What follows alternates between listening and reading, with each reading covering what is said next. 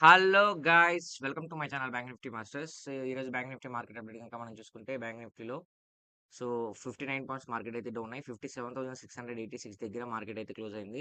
నేను చెప్పాను కదా ఫ్రెండ్స్, మార్కెట్ అయితే కొంచెం హ్యూజ్ గ్యాప్ అప్ అయ్యే అవకాశం ఉంది. గ్యాప్ అప్ అయితే మాత్రం మార్కెట్‌లో ఒక మంచి కాల్ సైడ్స్ చూస్తామని చెప్పాను. బట్ స్లైట్‌గా గ్యాప్ అప్ అయింది. పెద్దగా ఏం గ్యాప్ అప్ అవ్వలేదు. అది కూడా మన కన్సల్టేషన్ జోన్‌లోనే అయిందనమాట.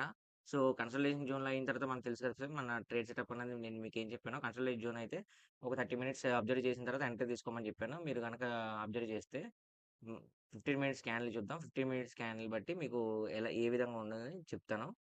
యాక్చువల్లీ ఏమైంది, ఫస్ట్ 15 మినిట్స్‌లోనే ఒక బిగ్ రిజెక్షన్ అయితే వచ్చింది. మంచి అంటే మార్కెట్ ఫాలో అవుతున్న సిగ్నల్ అయితే క్లియర్‌గా ఇచ్చిందనమాట.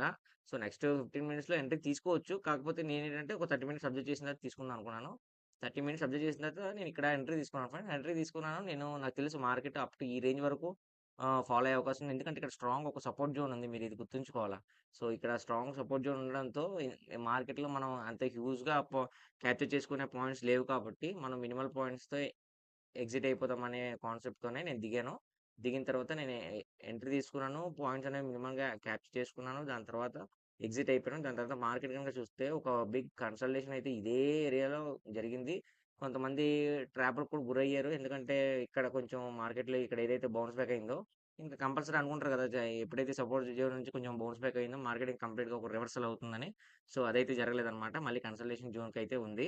సో, ఇలా కొంచెంమంది ట్రాప్‌కయితే గురయ్యారు. కొంతమందికి లాస్ అయితే వచ్చిందని చెప్పాలి. సో, నేనైతే ఓన్లీ సింగిల్ ట్రేడే తీసుకున్నాను ఫ్రెండ్స్. దాని తర్వాత నేను మొమెంటమ్ మొమెంటమ్ అనేది అనిపించలేదు. లాస్ట్ అనిపించినా సరే, ఇంకా అక్కడ కన్సల్టేషన్ జోన్‌లోనే ఉంది కాబట్టి, ఇంకేదో ఒక బిగ్ మూవ్ వస్తదేమో అని ఎక్స్‌పెక్ట్ చేశాను గానీ రాలేదు. బయర్స్ సైడ్ నుంచి. కంప్లీట్ కన్సల్టేషన్‌లోనే మార్కెట్ అయితే క్లోజ్ అయిపోయింది. ఇంకా రేపు మార్కెట్ ఎలా ఉండబోద్ది? రేపు మార్కెట్‌లో మన సపోర్ట్ అండ్ రెసిస్టెన్స్ ఏ విధంగా ఉండబోదో చెప్తా చూడండి. రేపు మార్కెట్ గనుక మీరు అబ్జర్వ్ చేస్తే వన్ డే క్యాండిల్ చూడండి. వన్ డే క్యాండిల్‌లో కూడా మీకు క్లియర్‌గా ఏంటంటే మార్కెట్ ఒక సిగ్నల్ అయితే ఇచ్చిందనమాట. మార్కెట్ ఫాలో అయ్యే సిగ్నల్ ఇచ్చింది. మీకు మార్కెట్ ఎక్కడి వరకు ఫాలో అవుద్దంటే ఆల్మోస్ట్ ఈ రేంజ్ వరకు ఫాలో అయ్యే సిగ్నల్ అయితే ఇచ్చింది. సో, ఈ రేంజ్ వరకు ఫాలో అయ్యే సిగ్నల్ ఇచ్చింది కాబట్టి 15 మినిట్స్ క్యాండిల్ ఒక బేరిష్ క్యాండిల్ అయితే మాత్రం, ఏదైనా మీరు ఇది ఒక లెవెల్ పెట్టుకోండి. 57,530 లెవెల్ పెట్టుకోండి. ఈ లెవెల్ బ్రేక్‌ఔట్ అయితే ఎంట్రీ తీసుకోవడానికి ట్రై చేయండి. ఎందుకంటే ఈ లెవెల్ బ్రేక్‌ఔట్ అయిందనుకోండి, మీకు ఖచ్చితంగా మార్కెట్ అనేది కొంచెం కొలాప్స్ అయ్యే అవకాశాలు ఉన్నాయన్నమాట.